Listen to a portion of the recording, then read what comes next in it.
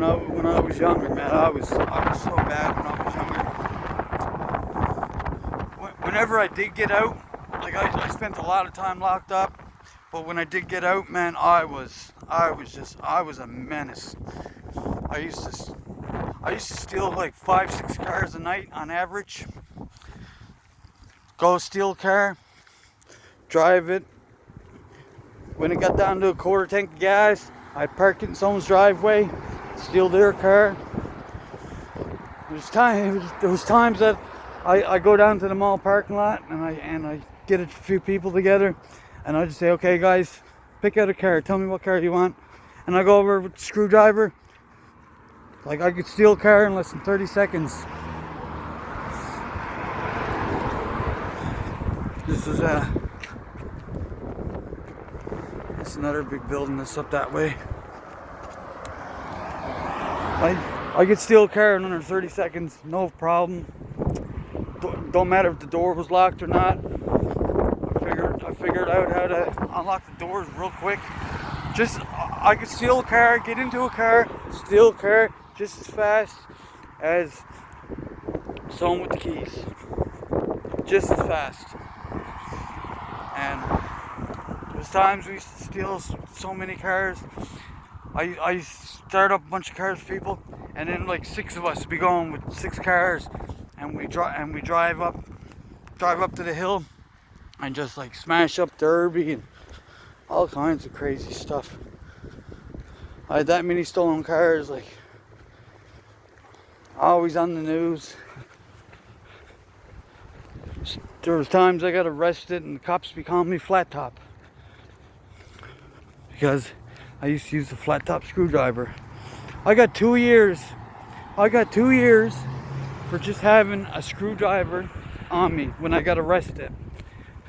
And the judge said, when I was in court, the judge said, the reason why I'm going to give you 2 years for having a screwdriver on you, because I was charged with possession of a break-in instrument. So he gave me 2 years federal for having a screwdriver, and he said the reason I'm giving you 2 years federal is because if you get caught with a screwdriver or break-in instrument again, he said, trust me, no other judge is going to give you less than 2 years. They're going to give you 2 years or more for that. So that was yeah, that was time that I got out. I became a construction worker. So it was a good thing I got out of trouble, because I'd be getting in trouble all the time, having all the tools, having all kinds of tools, all kinds of break-in instruments, everything you can imagine. So I'm gonna, right behind me, I don't know if you can see it from behind me, but you can see that big building. That big building, standing up there. Just to the right of that is where the penitentiary is, St. John's Penitentiary. HMP, it's called Her Majesty's Penitentiary. So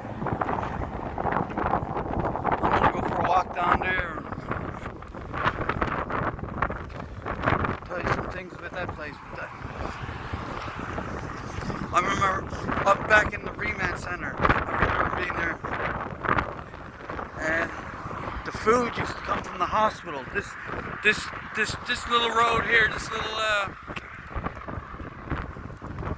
road right here was it used to go to the hospital. This used to take this was the emergency road for the ambulance to take you to the emergency room. And we used to get the food. We used to get the food from the hospital, because up in that remand center, they never had no kitchen or anything. The food used to come from out of the building. So we used to get hospital food, and anybody knows what hospital food is. It's not the greatest. But so we used to complain. We used to complain about the food,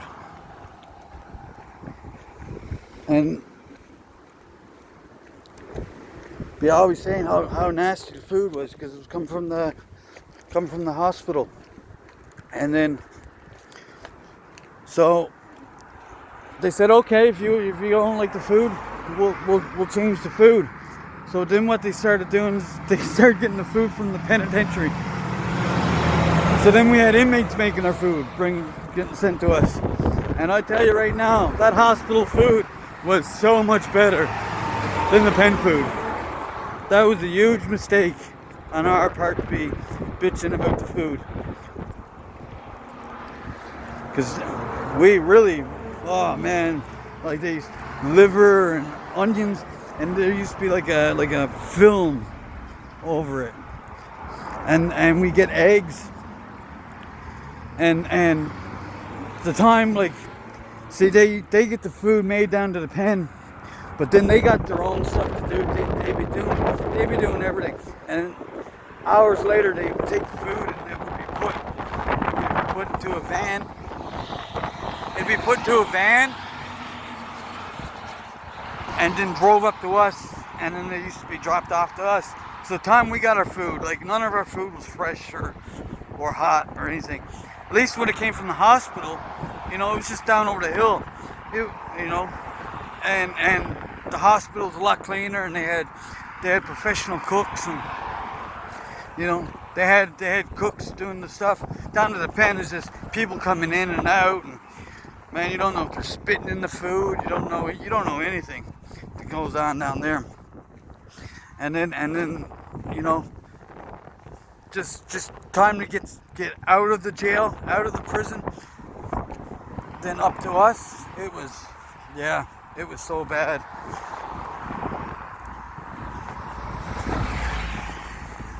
And when you're young and the first few years you spend in jail, you're more. Well, here's a guy going with the bike. Man, what a smell coming out of that. So, yeah, the food is just, it was terrible. And you're more picky when you're young and you have a control system. So, a lot of things you just, I can't eat that, whatever. And you didn't get no special food. There was no canteen. You couldn't buy canteen, you couldn't buy noodles, you couldn't buy bars or chips. There was none of that in that remand center. There was no canteen list. You couldn't do nothing. You couldn't do nothing like that.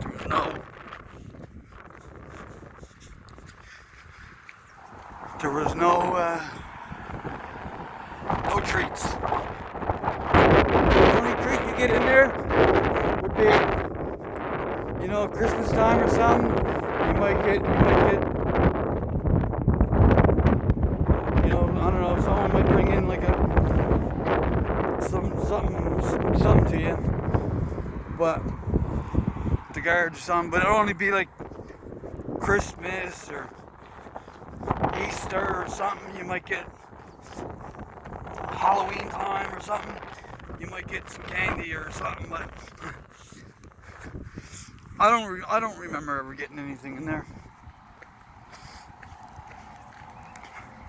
And I spent my whole youth in there and into a different young offender jail called Whitburn. And Whitburn is that was a lot different place.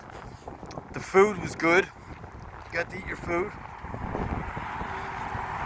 Except for there was this cafeteria lady there, Frances.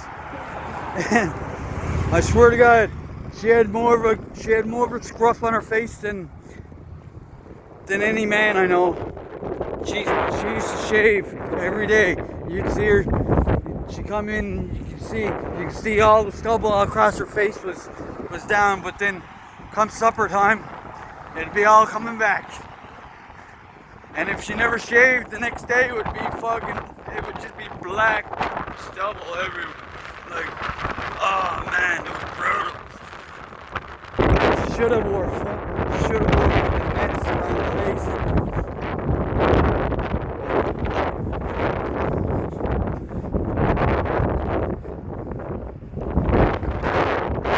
That place, I got some wild story from that place.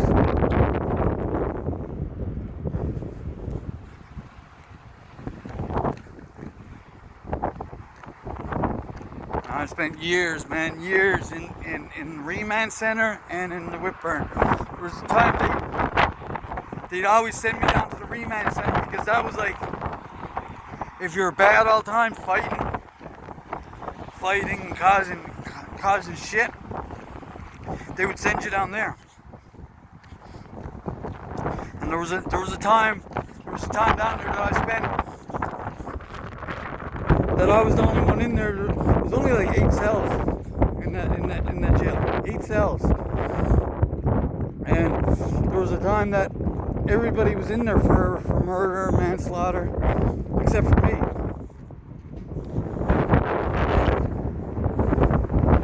Like, I didn't care. Like, when you're young, you don't give a shit. You don't give a shit about anything. I didn't anyway. I was such a crazy lunatic. Man, it's windy up there. I'm so glad I got this sweater on.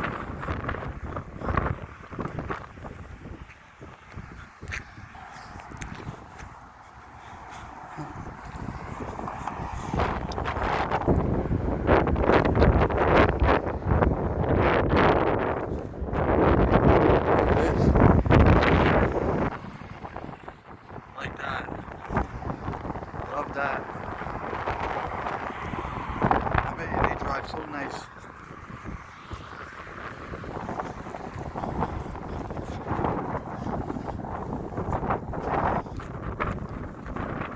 Yeah guys, I got so many stories about all the times of getting in trouble and just doing everything wrong.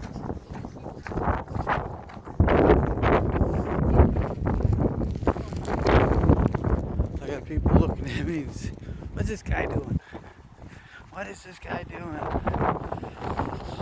Oh, I'm missing a tooth, man. I gotta get money to get a dentist. Get to a dentist, get that fixed.